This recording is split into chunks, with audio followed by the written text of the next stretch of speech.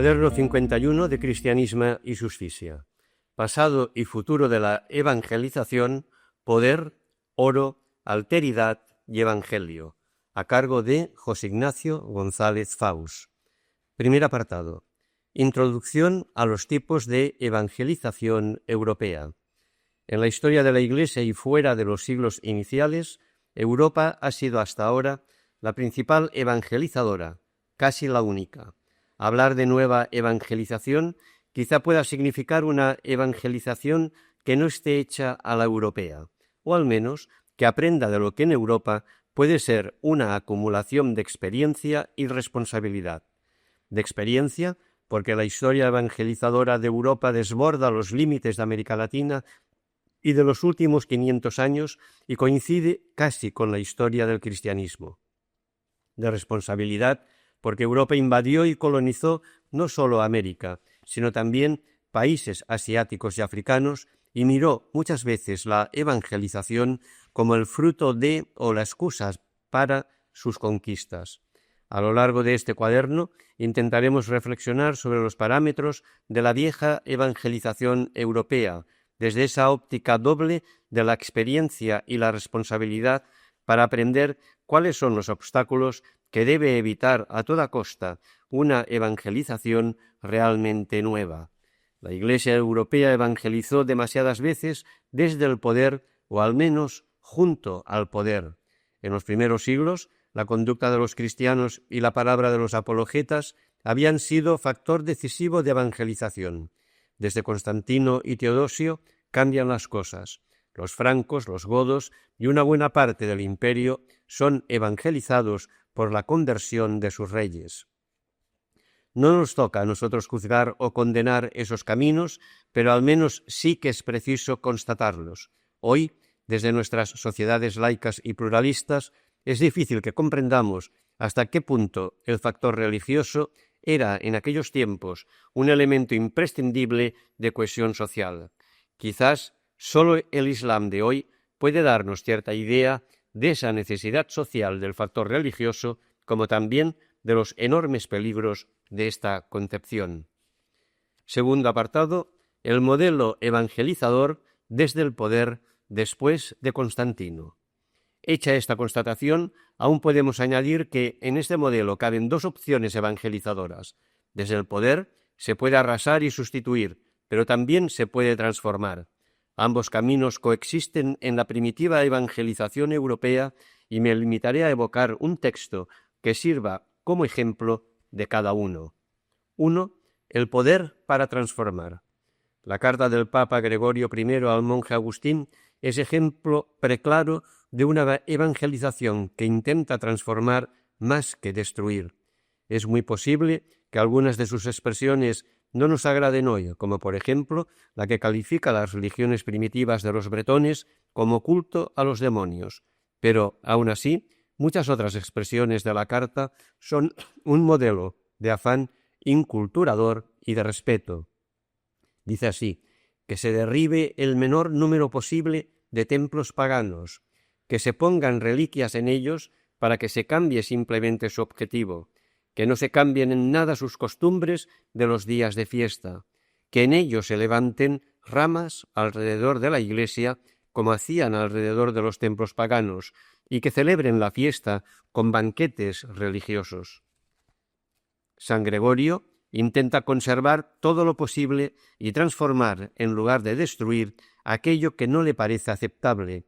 Las razones que aduce para ello no son propiamente teológicas, como sería, por ejemplo, la posible presencia del Espíritu fuera del marco institucional de la Iglesia, sino más bien pedagógicas o pastorales, permitiéndoles exteriorizar su alegría. Del mismo modo, se les llevará más fácilmente a conocer el gozo interior. Es imposible quitarlo todo de un solo golpe a unas almas tan frágiles, pues no se sube una montaña saltando, sino con pasos lentos. Pero este afán pedagógico no es mera táctica, sino profunda comprensión del alma y de la situación del otro, así como de la intrínseca libertad de la fe. El papado no tiene todavía estados temporales y ello le libera de muchos intereses conservadores del poder, y esa libertad capacita para un cierto respeto a la alteridad. 2. El poder para destruir. Será suficientemente expresiva la mera comparación de ese texto con este otro que los historiadores califican como un cliché hagiográfico, por las veces que se repite y que está tomado de la vida de los santos Julio y Julián de Horta.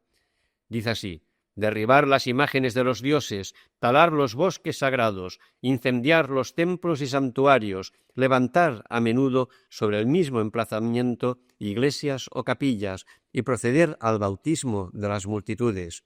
Y desde esta concepción que destruye en lugar de inculturarse para transformar, hoy añadiríamos y ser transformado, ya no extrañarán estas palabras de un texto legislativo o capitularium del emperador Carlomagno hacia el año 785, que dice: todo sajón no bautizado que intente disimular entre sus compatriotas y se niegue a que le administren el bautismo será entregado a la muerte.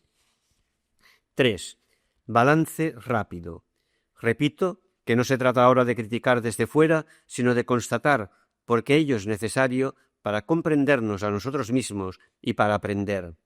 El modelo evangelizador que fue a América Latina y que, como ahora diremos, hizo su crisis allí, es este modelo de evangelización desde el poder, y aunque este modelo pueda encerrar elementos para su superación, como en el afán pastoral de San Gregorio Magno, los historiadores de la Iglesia reconocen que ha tenido a lo largo de la historia dos grandes límites. El primero es que el poder se apropia así de la Iglesia con la excusa de ayudarla a evangelizar. El cesaropapismo fue el peaje que hubo de pagar la Iglesia europea durante mucho tiempo para recorrer los caminos de evangelización. Y citaré un único ejemplo de ese cesaropapismo, porque aún sufrimos sus consecuencias: el nombramiento de los obispos, que en la Iglesia primera era cosa de las comunidades cristianas, va quedando poco a poco en manos de los monarcas, a pesar de la larga y denodada resistencia de las iglesias. Pero es que, como había escrito San Remigio, obispo de Reims, al rey Clodoveo la Iglesia no puede negarle nada. Y B. El segundo límite de este modelo es que el pueblo, así evangelizado desde fuera, elabora su propio sincretismo y queda solo superficialmente cristianizado. Me interesa subrayar el carácter general de esta consecuencia porque con frecuencia se la ha presentado como un defecto particular de América Latina. La religiosidad latinoamericana, se oye decir en Europa, es supersticiosa, sincretista o solo superficialmente cristiana. Pues bien, según Jean Delimot, uno de los historiadores más profundos de la Iglesia europea, este mismo es el balance que cabe hacer de la evangelización de Europa. Europa solo fue superficialmente cristianizada, conservó muchos niveles ocultos de superstición y este es uno de los factores que pueden explicar su rápida descristianización. Tercer apartado: la crisis de ese modelo en el siglo XVI. Estas constataciones me parecían necesarias, a pesar de su rapidez, para sentar ahora nuestra segunda tesis. Ese modelo de evangelización es el que irá a América Latina y el que tendrá su crisis precisamente allí. 1. La crisis en América Latina. Yo distinguiría tres tipos de evangelización en América Latina: una evangelización desde el poder, una evangelización desde la superioridad, que al menos ya no impone por la fuerza e intenta recoger lo mejor del texto citado de Gregorio I, y una evangelización contra el poder. La realidad fue sin duda más compleja de lo que yo conozco. Yo mismo me pregunto dónde cabría en ese esquema un hombre como Motolinía, el hermano pobre, que amó a los indios tanto como las casas, pero que difería de él y fue enemigo de los conquistadores, aunque no de la conquista. Pero esos títulos, aunque sean sólo aproximados, suministran un material importante de reflexión teológica. La evangelización desde el poder. Este modelo está representado por la teología de Ginés de Sepúlveda, el adversario de las casas. Se puede resumir en estas palabras de Sepúlveda en el Democrates Alter: San Agustín asegura que es mayor mal que perezca un alma sin bautismo que el hecho de que sean degollados innumerables hombres aún inocentes. Es decir, la religión y la salvación eterna que ella aporta es tan importante que autoriza incluso cualquier daño material para librar a los indios de la idolatría. Sea buena o mala la intención de quien así argumenta, parece claro que los conquistadores tienen aquí justificación para casi todas sus tropelías y que tal teología es responsable o cómplice al menos de muchas atrocidades de la conquista. Por eso las casas se levantará contra ella tachándola de no cristiana, sino islámica. Esa es, exclama, la religión de Mohammed, y le opondrá su frase célebre de que vale más un indio pagano y vivo que cristiano y muerto. Es decir, el cristianismo da al hombre una libertad y una dignidad tan grandes que sin respeto a ellas ya no vale la religión. D. Evangelización desde la superioridad. Pero antes de pasar a la postura de las casas, es importante exponer otra posición intermedia que ya no pretende imponer, sino convencer, y en la que, por eso, aparecen importantes elementos inculturadores. Desde mi óptica cristológica, yo diría que es encarnacionista, pero no del todo kenótica, es decir, le falta el rasgo cristológico de asumir la imagen, o al menos la causa del siervo. Esta postura me parece representada en el libro de los coloquios de Bernardino de Sahagún, el cual describe las conversaciones entre 12 frailes franciscanos y los principales o sátrapas de diversas regiones mexicanas. No interesa en estos momentos la exactitud histórica del texto. Bernardino no fue protagonista de esas conversaciones y las escribió varios años después. Pero si los coloquios no fueron así, lo importante es que reflejan un ideal de evangelización y por eso vale la pena estudiarlos. Tampoco puedo presentar aquí un análisis todo lo extenso que el documento merece, pero sí que me parece posible ofrecer un apretado resumen de sus rasgos principales. El libro de los coloquios. Primero, en primer lugar, el libro transpira un espíritu cordial y dialogante, pero no exento de triunfalismo y de superioridad. Los 12 no se apoyan en el poder de los conquistadores, pero tampoco son enemigos de ellos. Son humildes personalmente, piden a sus interlocutores que no los consideren más que hombres mortales como vosotros. No somos dioses, ni hemos descendido del cielo, en la tierra somos nacidos y criados como vosotros. Pero la suya es una mentalidad de cristiandad que considera al Papa con autoridad incluso sobre los paganos, y ellos son representantes de esa autoridad. En segundo lugar, y como consecuencia de lo anterior, la obra refleja elementos importantes de inculturación y hace incluso esfuerzos por encontrar a Dios en el interior de aquellas religiones, en la línea paulina del Dios desconocido. Pero queda la duda de si su evangelización pretende más convertir respetando o simplemente sustituir imponiendo.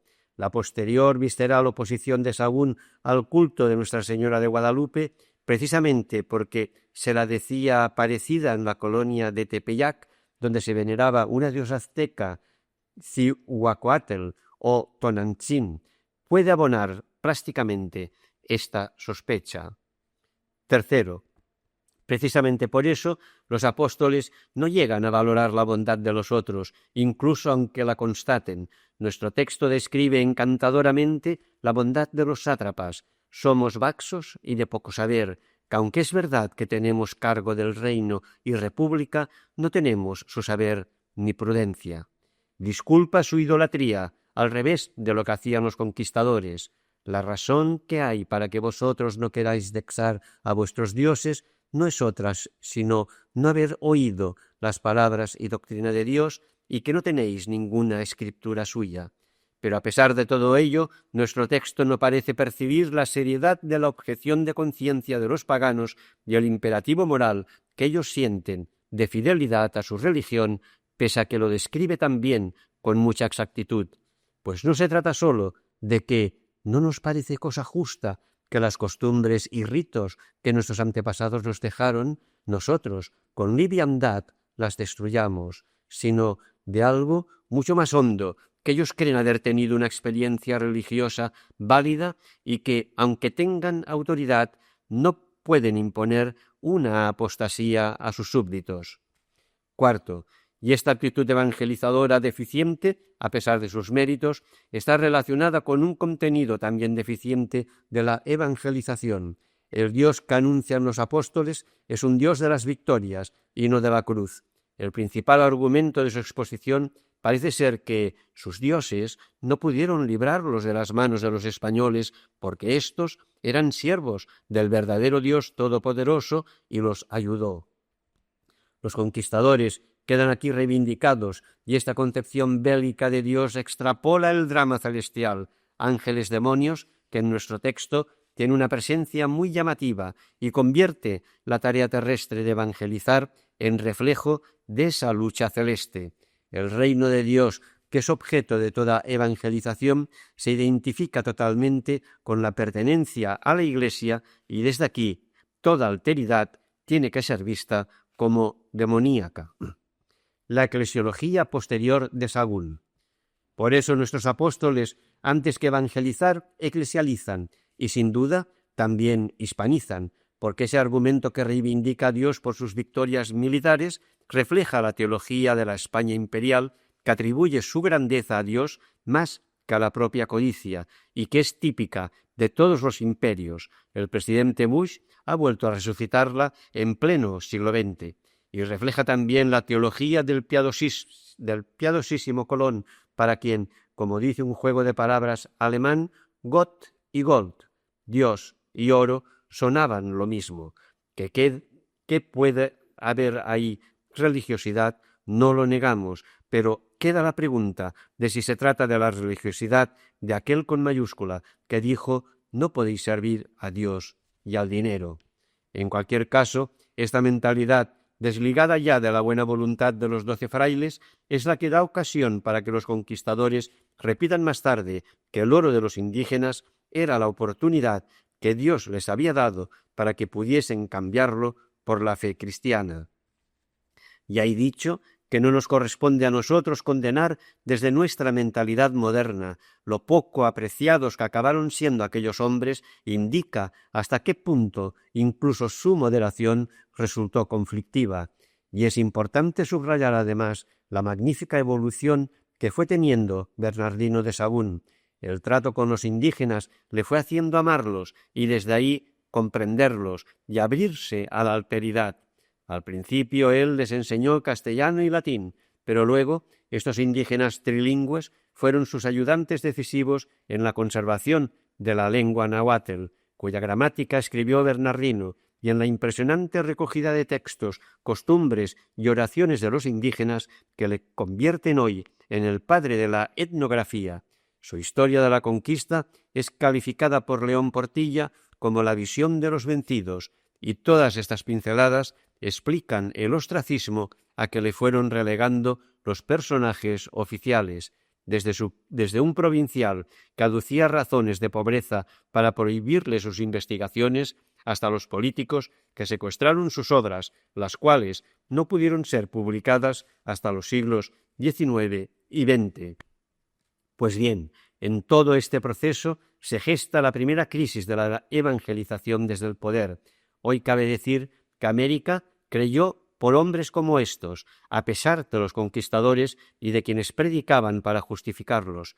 He aquí el gran mérito de este otro modelo, y su importancia se percibe aún más por la comparación con Perú, donde no hay tal separación entre conquista y evangelización, y el mismo Pizarro es quien se presenta a Atahualpa como embajador del Papa, o lo que Atahualpa responderá que ese Papa debe estar loco, puesto que reparte unas tierras que no posee.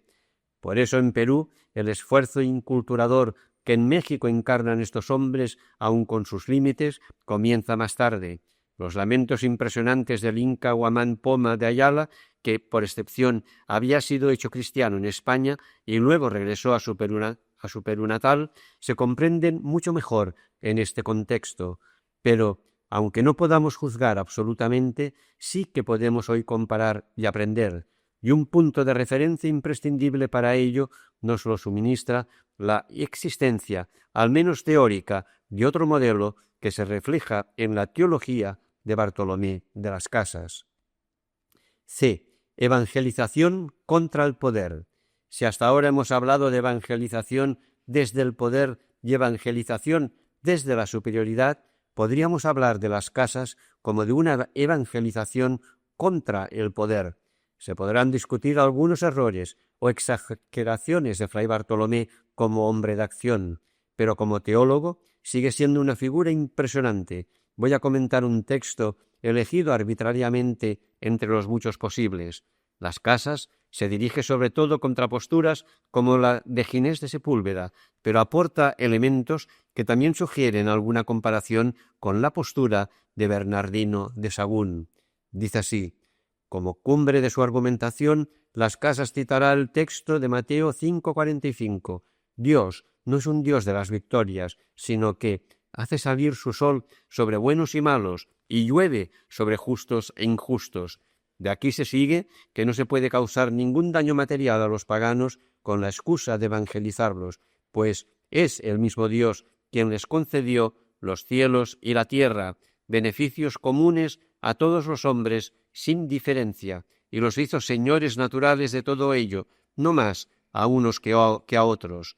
De aquí se sigue que es una gran ceguedad en los cristianos la pretensión de evangelizar desde el poder o la amenaza.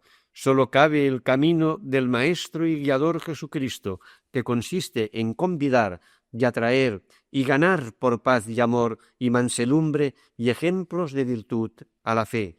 Consiguientemente, Las Casas aplica a la evangelización la regla de oro evangélica, que todo aquello que querríamos que los otros hombres hiciesen con nosotros, hagamos con ellos, y donde quiera que entrásemos, la primera muestra que de nosotros diésemos, por palabras y obras, fuese paz, y que no hay distinción en esto para con indios ni gentiles, griegos o bárbaros, pues un solo Señor es de todos, que por todos sin diferencia murió.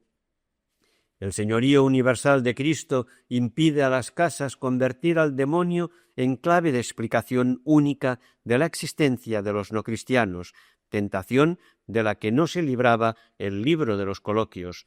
Por eso protesta contra quienes sostienen que no por más que no son cristianos o algunos hombres, creamos y tengamos por verdad que nos es lícito invadir sus reinos y tierras e irlos a desasosegar y conquistar. Y desde aquí termina con una conclusión bien tajante. Quien inventó este camino de ganar para Cristo los infieles y traerlos a su cognoscimiento y incorporarlos en el aprisco de su universal Iglesia, creo, y aun sé por cierto, que Cristo lo tiene condenado por su Evangelio. Consecuencias de esta mentalidad. Esta mentalidad tiene consecuencias muy importantes.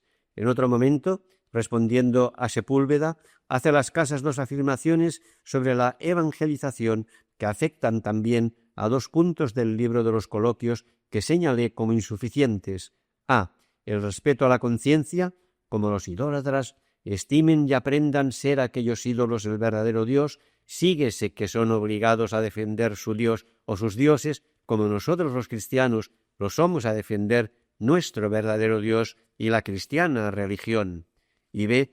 Y como la Iglesia no tenga más poder que tuvo Jesucristo en cuanto hombre, si se entrometiese a castigar los delitos de los gentiles, haría a Dios injuria usurpándole el juicio que él reservó para sí en el día del juicio. Es importante añadir que para Las Casas esto no quita posibilidades a la evangelización, sino que le da identidad. Evangelizador no es sólo el contenido, sino el modo del anuncio, exactamente igual que ocurrió con la palabra de Dios, que es Jesús.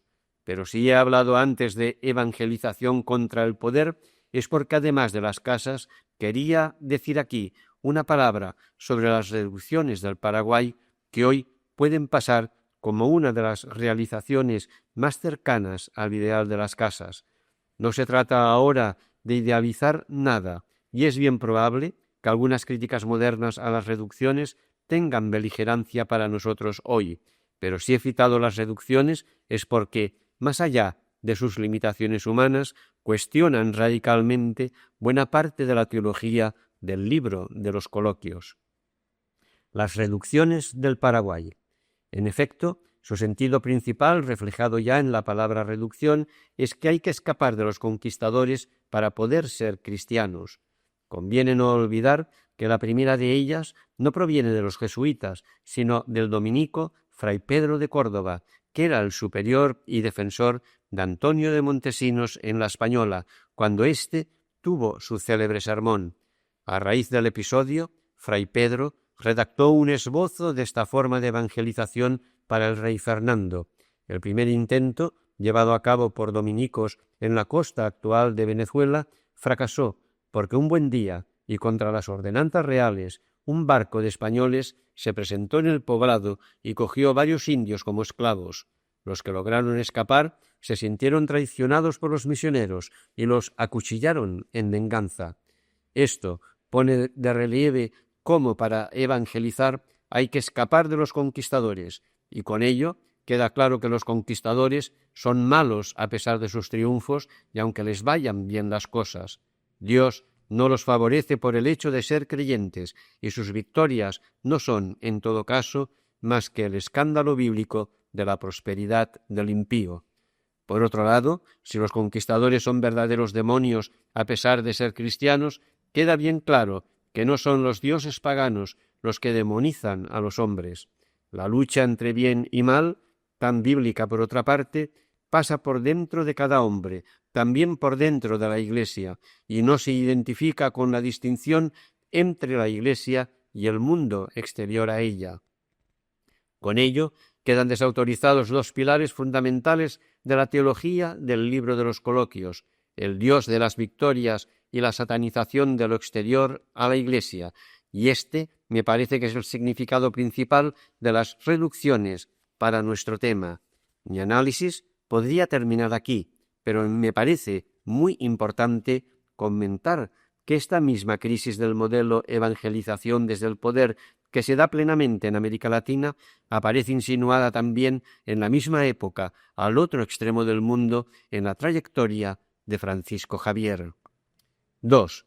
La crisis en Francisco Javier. 1. Los comienzos de Javier.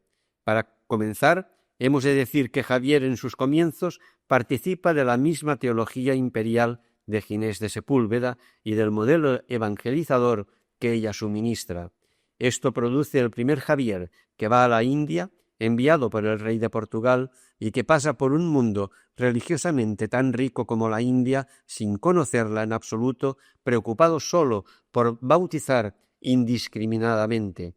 La raíz de esta conducta parece estar en aquella conocida oración atribuida a Javier: Eterno Señor de todas las cosas, acordaos que vos creasteis las almas de los infieles, haciéndolas a vuestra imagen y semejanza.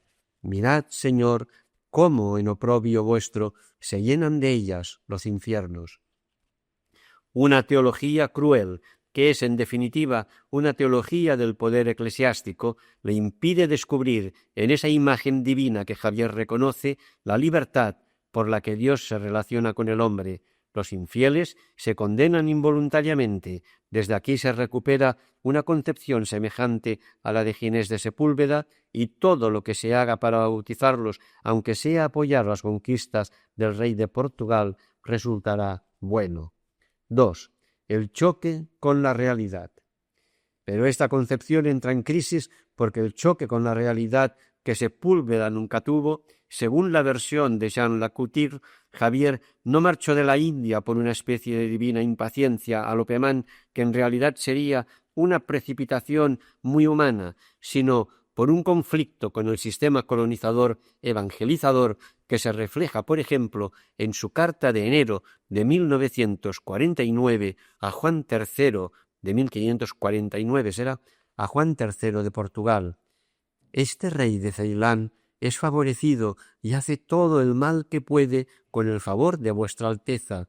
Esta es la verdad, y pésame de escribirlo. Nuestro Señor le dé gracia para cumplir su voluntad, como holgaría haberla cumplido, cuando estuviere dando cuenta a Dios de toda su vida pasada, la cual ahora está más cerca de lo que vuestra Alteza cree, y por eso esté aparejado, pues los reinos y señoríos se acaban.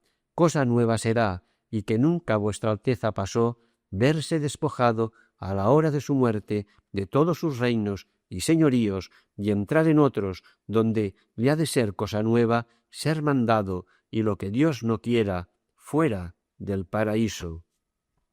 Javier ha pasado al ataque y precisamente ante la persona que más le había protegido. No importa si esa protesta se lleva a cabo con el lenguaje y argumentos de la época, lo importante es la constatación de que el camino de alianzas estratégicas que impone la política colonizadora no constituye precisamente eso que Pablo VI llamó el gesto inicial de evangelización. 3. En Japón, un Javier dialogante. Por eso, a partir de aquí, Javier cambia. Se presentará en el Japón liberado de todo aparato imperial, dispuesto a dialogar más que a bautizar, sin armas frente a aquel pueblo tan guerrero, dispuesto a no comer carne o pescado, puesto que los maestros religiosos japoneses tampoco las comían, y con una apuesta por la convicción responsable en lugar de la sacramentalización mecánica. En la carta del 20 de enero de 1548 comenta la respuesta que le había dado Anjiro, su introductor en el Japón, sobre las posibilidades de conversión de los japoneses. 3 cosas destacan en esa respuesta. Primera, la paciencia. Anjiro le dijo que no se harían cristianos luego. Segunda, una adaptación que cede la iniciativa al otro. Le harían muchas preguntas y luego examinarían sus respuestas. Y finalmente, tercera, el testimonio de vida. Verían si vivía conforme a lo que hablaba y sin que me hallasen en qué me reprender. Aquí tenemos otra vez ese gesto inicial de evangelización de que habla la Evangelium Nunciandum. Y este cambio posibilita algo muy importante, que es la capacidad de aprender. En adelante, Javier manifiesta una admiración por el Japón o por la China que, curiosamente, no parece haber sentido ante las riquezas de la India. Sobre China escribirá que, según sus informaciones, la frugalidad de los japoneses es que, según sus informaciones, es tierra de más justicia que ninguna de toda la cristiandad. Y sobre la frugalidad de los japoneses escribe estas clarividentes palabras que a mí me gusta comentar en esta Europa de consumismo loco e insatisfecho. Bien se ve en los japoneses como nuestra naturaleza con poco se sostiene, aunque no hay cosa que la contente. Aunque hoy nos parezcan obvias ambas frases, son subversivas para su época, porque contienen una crítica implícita al sentimiento de superioridad de la cristiandad. Hay paganos mejores que los cristianos, al menos en algunas cosas, y por tanto el evangelizador puede también aprender, y la evangelización deja de ser imposición para convertirse en diálogo. El evangelizador podrá decir con don Pedro Casaldáliga: os doy todo lo que tengo, que es más de lo que yo soy, pero lo que ya no puede es imponer lo que él es. Concluyendo, Javier quedó solo e incomprendido. La crisis del modelo de evangelización desde el poder tuvo lugar propiamente en América Latina en los aspectos trágicos y proféticos que tuvo la evangelización allá. Pero en América Latina acabaron triunfando la conquista y la colonización, y quedaron derrotados las casas y las reducciones. Por eso, el fruto de esa crisis yo lo vería simbolizado de manera más nítida en lo que ocurrió en Oriente durante los 2 siglos siguientes. Me refiero a las controversias en torno a la evangelización de China y a los llamados ritos malabares. Podría objetarse que tanto José de Acosta en Perú como el beato Anchieta en Brasil constituyen el paralelo de Ricci, del que son casi contemporáneos. Por desgracia, no conozco al segundo. El primero creo que se queda por debajo de Ricci porque le fuerzan a ello la situación colonial ya irreversible y el sistema de encomiendas y de exacción tributaria, así como su concepción de la salvación semejante a la del primer Javier, que le fuerza a ser posibilista. Acosta se debate en el dilema de que sin españoles en América no puede haber evangelización, y con ellos la evangelización es dificilísima. Ello le hace optar por lo que considera mal menor y le convierte en ejemplo de algo que yo suelo repetir al hablar del pecado estructural, que el mal enmascara su maldad haciéndose necesario. No obstante, sí que se puede destacar de ambos la concepción de la inculturación como efecto del amor cristiano y de éste como motivo de credibilidad, o en lenguaje de Acosta, como el milagro imprescindible para la fe. Dejando pues a estos personajes latinoamericanos, vamos ahora a volvernos a Oriente. Cuarto apartado: atisbos de una nueva evangelización desde la alteridad. 1. Ricci y De Nobili. Matteo Ricci y los misioneros que le siguieron sostenían que la China pagana era un pueblo privilegiado por Dios. El mismo Ricci escribe desde China a comienzos del 17 que los libros canónicos del confucianismo no quedan por debajo de ninguno de nuestros filósofos naturales, hasta tal punto que podemos esperar que muchos de estos antiguos se han salvado observando la ley natural con la ayuda que Dios en su bondad les ha dado. Es muy probable que en estas frases se esconda la razón última de la condena posterior de las misiones chinas, mucho más que en los puntos concretos del litigio. Ambas frases, otra vez, subvierten el sentimiento de superioridad de la cristiandad. Por algo los jansenistas acusaban a la primera de pelagianismo.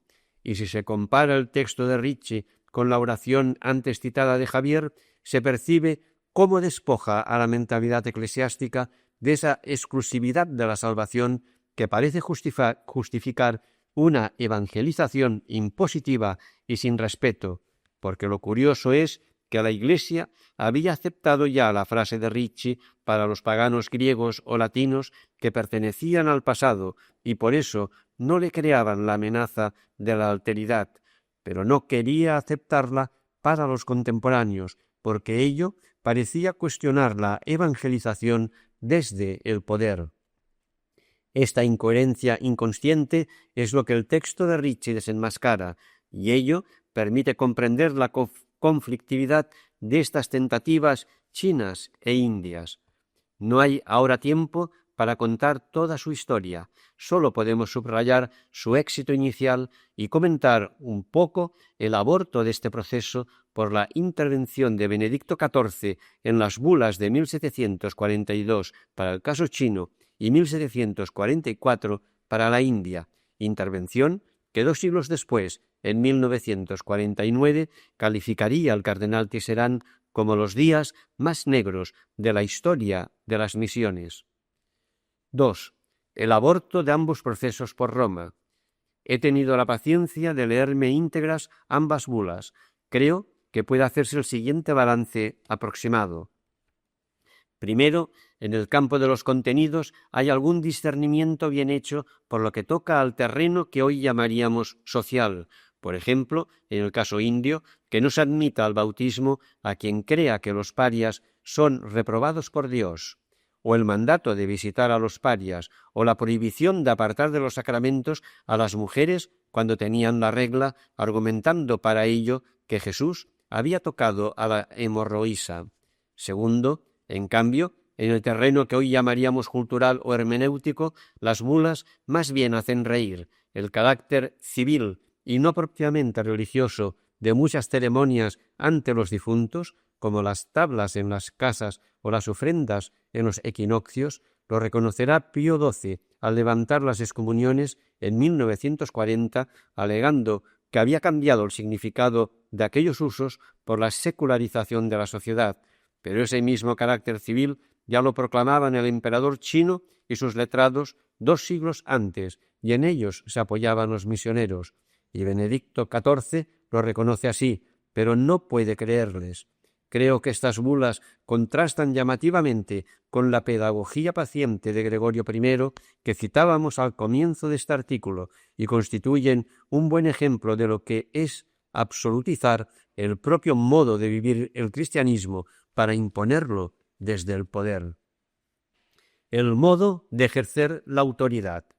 Pero para mí, lo más sorprendente no es lo que toca al campo de los contenidos, sino lo que toca al modo de ejercicio de la autoridad, que se refleja en los puntos siguientes. A. El Papa reconoce en la introducción que no puede negarse que la fe cristiana ha hecho en China ingentes progresos. B. A pesar de eso, va a imponer su decisión con una violencia llamativa, juramento, excomunión y regreso a Europa para los misioneros que no la acepten, y contra la opinión de la jerarquía local, el arzobispo de Pekín había permitido muchas más cosas que el Papa declara inválidas y como nunca existentes. La razón de esta dureza creo que se contiene en las dos observaciones que siguen. C. Es sorprendente que en ambas bulas el Papa define la misión de la sede romana con la formulación tan contraria a la enseñanza de Jesús a los apóstoles de arrancar la cizaña de raíz. Hoy podemos comentar simplemente que en ambos casos se cumplió la advertencia de Jesús y se arrancó también el trigo. D. Y esa obsesión por arrancar la cizaña proviene de una falsa concepción de la unidad de fe que la ha confundido con la uniformidad, y de este modo se permite imponer la propia particularidad creyente como totalidad de la fe. En la introducción de la bula contra los chinos, Benedicto XIV se lamenta expresamente de que se ha producido una predicación non uniformis y una variedad de disciplina et institutio, y se propone que todos digan lo mismo y se glorifica a Dios con una sola boca. Uno no puede menos de pensar aquí en la doctrina paulina sobre la comida de alimentos consagrados a los ídolos y en su defensa de la pluralidad, salvando más la caridad que la uniformidad. ¡Qué contraste entre Pablo y Benedicto XIV! Parémonos un momento a pensar en estos dos puntos. La nueva evangelización que se intenta relanzar con ocasión del 92 no puede de ningún modo ser una evangelización que pretenda arrancar la cizaña violentamente y antes de tiempo, ni que confunda la unidad de la fe con la uniformidad de una iglesia particular universalizada. Finalmente, y mostrando con ello cierto temor o cierta conciencia de la gravedad de las decisiones que impone, Benedicto XIV pide a los misioneros que no teman que por eso se retrase la conversión de los infieles, pues ésta hay que esperarla sobre todo de la gracia de Dios. Esta especie de monofisismo eclesial que espera que Dios actúe cuando el hombre no hace lo que debería, ha quedado bien desmentida por los hechos de los casi 3 siglos siguientes. La reacción de Benedicto XV. La encíclica Maximum Illud de Benedicto XV en 1919 será un reconocimiento dolorido y muy serio de que esa forma de evangelización no respetuosa y uniformista acaba convirtiendo la evangelización en una imposición de cosas tan poco evangélicas como la geografía y el sentimiento de superioridad cultural del evangelizador. Por eso puede ser bueno evocarla para concluir esta primera parte. Tras un gran elogio de las casas, honra y prez de la orden dominicana, Benedicto XV no teme llamar lamentable la falta de indigenismo de las iglesias. Se lamenta de que en regiones donde el catolicismo lleva ya siglos, el clero indígena goce de una reputación inferior, de que pueblos que, a la luz del Evangelio, han subido de la barbarie a la civilización y han producido hombres notables en todos los dominios de las artes o las ciencias, no hayan conseguido en varios siglos producir obispos para gobernarse. Deduce de ahí que es preciso reconocer que hay algo de falso y defectuoso en la educación dada hasta hoy al clero de las misiones y protesta porque éste muchas veces muestra menos interés por los asuntos del reino de Dios que por los de su propia nación. Subraya después que el evangelizador no es en absoluto evangelizador de su patria, sino de Cristo, para concluir de ahí que deberá comportarse de tal manera que a quien quiera que llegue a él no le puedan caber dudas en reconocerle como ministro de una religión que no es extranjera en ninguna nación, puesto que en ella no hay griego ni judío, ni circunciso o incircunciso, ni bárbaro o escita, ni esclavo o libre, sino Cristo todo en todos.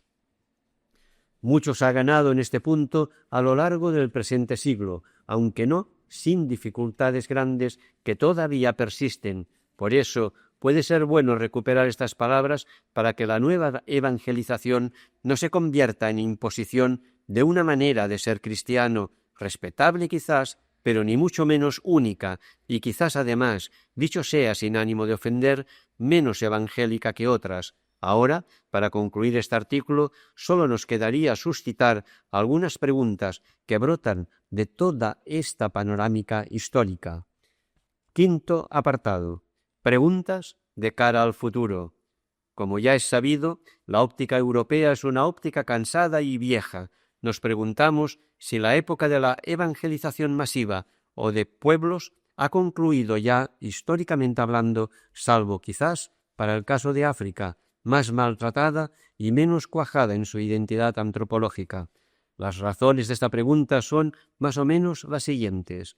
Primera, la consolidación cultural y la unidad del mundo. Quizá se han perdido en el pasado oportunidades históricas que solo Dios sabrá cómo reparar, y a lo más valioso del cristianismo o simplemente del hombre europeo le domina una cierta mala conciencia por su pasado invasor que se traduce en el deseo de respetar, de no imponer más. Por supuesto que lo peor del primer mundo sigue tratando de invadir, de destruir y de dominar, pero ya no con la excusa de evangelizar, sino, en todo caso, de civilizar. ¿Es todavía tiempo de evangelizar pueblos o esa época histórica ha pasado ya? Segunda, el redescubrimiento de la libertad de la fe. Aquella objeción de conciencia que presentaban los sátrapas a los 12 apóstoles y que ya había sido defendida por Tomás de Aquino, está hoy muy viva entre nosotros. En este contexto se nos hace necesario distinguir entre un falso proselitismo que casi solo produce apostasías y que es visible hoy en la práctica de algunas sectas, y una verdadera evangelización que produce la conversión auténtica precisamente porque proviene de ella. ¿Tenemos claras las diferencias entre proselitismo y evangelización? Tercera, citemos también el redescubrimiento de la voluntad salvífica universal de Dios. La motivación del primer Javier ya no vale hoy, y es curioso notar cómo Gustavo Gutiérrez, en su Teología de la Liberación, arranca también de eso que él llama un paso de lo cuantitativo a lo cualitativo en el tema de la salvación. Esto no significa en absoluto que el Evangelio de Jesucristo no deba seguir siendo anunciado, pues Cristo no será propiamente tal hasta que no se haya plenificado del todo en todas las cosas, pero sí que han de cambiar las motivaciones, las modalidades y los objetivos de ese anuncio. ¿Qué es, pues, lo que hay que anunciar de Jesucristo a los cristianos y cómo y por qué? Cuarta, finalmente hay que citar la pérdida de plausibilidad social del cristianismo europeo. En Europa, el cristianismo ya no es fe, sino elemento cultural. Aunque queden aquí magníficos y prometedores ejemplos minoritarios de fe personal, debemos reconocer que como creencia social le pasa al cristianismo lo mismo que le ocurría al socialismo en los últimos años de la URSS. Como creencia social ya no funciona. A la Iglesia se la busca como adorno de esta vida vieja, pero no como fermento de una vida nueva. Y la Iglesia transige muchas veces con esa demanda para no tener la sensación de que pierde importancia. Todo esto puede contrastar con el hecho de que en otros países de Asia y África, India, Corea, Japón, Egipto, la Iglesia tiene una presencia y un influjo sociocultural muy superior a su proporción numérica. No sé si ello es debido a que son iglesias más jóvenes o a que su carácter minoritario les facilita aceptar su misión de fermento, mientras que en Europa el pasado mayoritario hace añorar la situación de cristiandad. ¿Podemos ser los europeos los agentes de una nueva evangelización? Y quinta, y ante el dato anterior, ambos interlocutores, Iglesia y mundo, reaccionan en Europa mirando más la paja en el ojo ajeno que la viga en el propio. La Iglesia, sobre todo la romana, se presenta convencida de que toda la culpa de su descrédito está en la secularización y la modernidad, y de que ella sigue siendo perfecta y ajena a toda crítica, lo cual en el fondo es una reacción de miedo o de poca fe. Mientras que uno de mis autores preferidos, el gran poeta Antonio Machado, decía proféticamente que la Iglesia de su época era llamativa tanto por lo formidable de su organización como por lo vacío de su espiritualidad. Huelga decir que la actual reacción involucionista agrava esta situación porque su agresividad solo sirve para asegurar, pero no para evangelizar, y su espiritualismo es claramente un espíritu empobrecido, incapaz de derramarse sobre toda carne. ¿Puede el anuncio del Evangelio convertir en una guerra, incluso aunque uno tenga la sensación de ser perseguido o maltratado? ¿No pertenece a ese anuncio el amor a los enemigos? Conclusión. Las preguntas anteriores quedan ahí para la reflexión sexto apartado. Las preguntas anteriores quedan ahí para la reflexión de cada uno, pero quizá nos ayuden a comprender por qué la Iglesia latinoamericana es para muchos cristianos de Europa un faro de esperanza. Creemos que allí se está haciendo realidad el paso del proselitismo al servicio en que debe consistir la nueva evangelización, porque en eso está la misión de la Iglesia. Un paso que se concreta en la opción por la justicia o por los pobres y en el diálogo interreligioso como expresiones de la fraternidad y exigencias absolutas de la fe cristiana, que vienen a ser las dos manos de toda evangelización hoy, si no queremos que se cumpla en nosotros aquella crítica de Gandhi a los cristianos, que para anunciar a Cristo hemos renunciado a vivir como Cristo. Y esto no supone en absoluto renunciar al anuncio explícito de Cristo. Quien ama de veras al hombre suscribirá la afirmación de Bonhoeffer de que al hombre no se le debe dar menos que Cristo, pero sí que supone completar ese anuncio con aquello que constituye el don de Cristo por excelencia y tan olvidado, y su señal de identidad por excelencia, el don del Espíritu derramado sobre toda carne, y con él una buena teología del diálogo y la obligación de aprender de todos, y la buena noticia para los pobres, y con ella una teología de la liberación. Recuperamos así, para terminar, dos intuiciones del Evangelii Nunciandi, de las que el mismo Pablo VI dice que se las puede llamar tanto preevangelización como evangelización, y que han ido apareciendo constantemente a lo largo de mi exposición anterior. Son lo que Pablo VI llamaba evangelización de culturas y gesto inicial de evangelización. La evangelización de las culturas no consiste en bautizarlas, ni en sustituirlas, sino en regenerarlas, por el encuentro con los valores del reino y no sólo con los intereses del poder eclesiástico. La opción por los pobres en el sentido jesuánico, es decir, como sacramento de la gratuidad de Dios, se convierte así en un factor fundamental para todo diálogo cultural o interreligioso. Y el gesto inicial de evangelización puede ser denominado también, con la expresión de don Pedro Casaldáliga, pastoral de credibilidad. La praxis evangélica de la Iglesia habrá de ser en el futuro motivo de credibilidad, como ya apuntó Puebla al decir que la Iglesia evangeliza ante todo con el ejemplo de su vida. Esto quiere decir que la Iglesia tiene que volverse evangélica para poder ser evangelizadora, y esto es fácil de explicar. La Evangelii Nuntiandum habla de los ejemplos de vida personales del cristiano que pueden suscitar la pregunta a la que responde el anuncio del Evangelio. Pero la Iglesia como tal, por su dimensión pública, no necesita esperar esa pregunta. Si sus conductas son esperanzadoras, ella puede y debe acompañarlas dando la razón de esa esperanza, tal como hacía con frecuencia Monseñor Romero con algunas de sus conductas, rechazo de protección policial, etc. Tampoco será difícil poner aquí algunos ejemplos.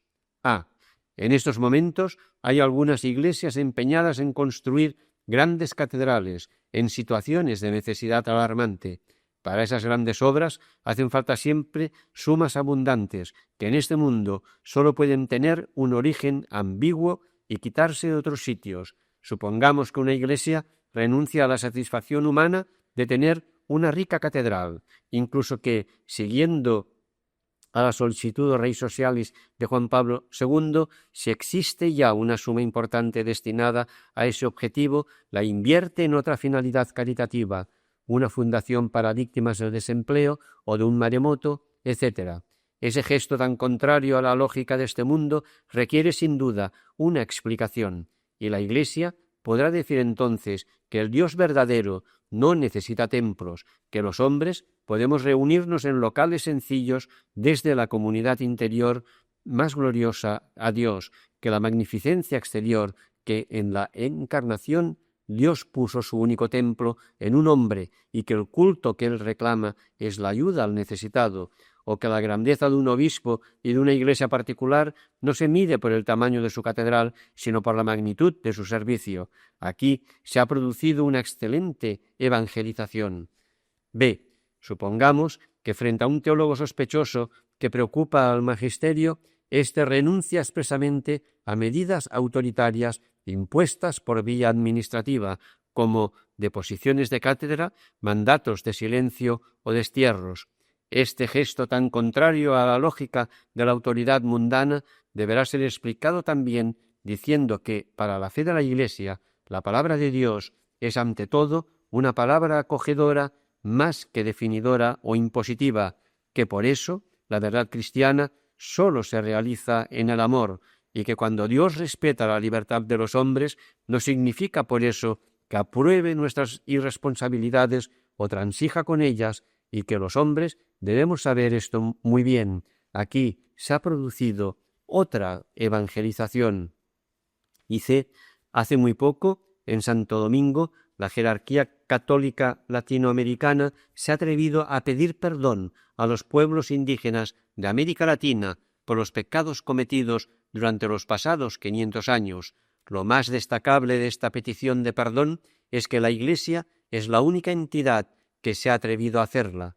Por la misma época se pidió algo semejante tanto de las autoridades españolas, que reaccionaron despectivamente y con una reafirmación de méritos, como de las inglesas, a propósito de los bombardeos de Dresde, y de las japonesas frente a China. Aquí, por razones comerciales, hubo una declaración de que se sentía mucho el daño causado, que no era una petición de perdón, pero que, también por intereses comerciales, fue aceptada como suficiente. Y lo más curioso es que en el caso de América Latina, la Iglesia tiene un historial mucho más ventajoso que el poder civil, puesto que las casas o Sahagún, o Zumárraga o Valdivieso, o Toribio de Mogrovejo, o Vasco de Quiroga, contrastan llamativamente con nombres como Cortés, Pizarro, Oviedo y otros criminales que fueron sus vencedores históricos. Pues bien, yo creo que ese gesto único de petición de perdón es un gesto evangelizador que la Iglesia puede y debe explicar, porque sólo el que se sabe acogido y perdonado por Dios es capaz de encararse consigo mismo y con el riesgo de esperar el perdón del otro. Sin el perdón de Dios, todo, absolutamente todo, nos forzará a imponer desesperadamente nuestra presunta razón, pero resulta que sólo en el perdón mutuo podemos los hombres construir la fraternidad y la paz y ser verdaderamente humanos. Fuera del perdón y la acogida, sólo podemos construir el comercio o la guerra, donde siempre triunfará el más fuerte o el más astuto. Y sobre este punto, una última reflexión para concluir. No es verdad que en la Europa increyente no suscite interés el cristianismo, suscita interés el cristianismo de América Latina, no el nuestro, y yo soy el primero en reconocer que ahí puede haber algo de moda, porque todo lo humano tiene sus impurezas, o que puede pasarnos lo mismo que decía Jesús de la semilla, que prende en la tierra, pero no puede crecer porque debajo hay piedra, o porque la ahogan las espinas. Pero aún así y todo, creo que no se reduce a eso el fenómeno, sino que América Latina nos ofrece a veces el ejemplo de una pastoral de credibilidad.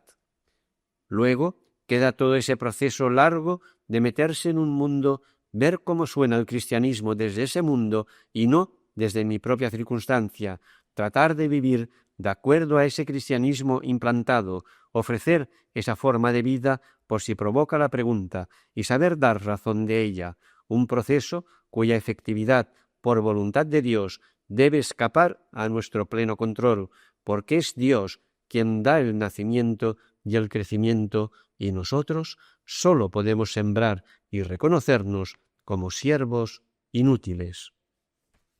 Hasta aquí el cuaderno 51 de Cristianisme y Justicia.